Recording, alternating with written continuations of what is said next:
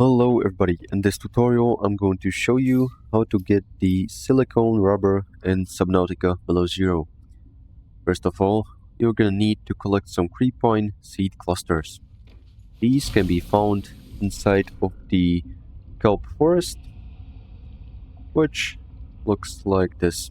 You can find the clusters on these big kelps. As you can see, we got some right here. You can collect them by hand by just left clicking on them.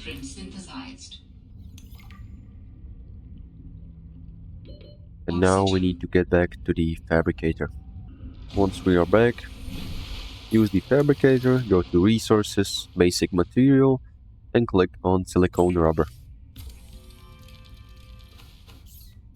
This can be used to craft the survival knife, which is essential for further progression. Make sure to like and subscribe if you found this helpful, and see you next time.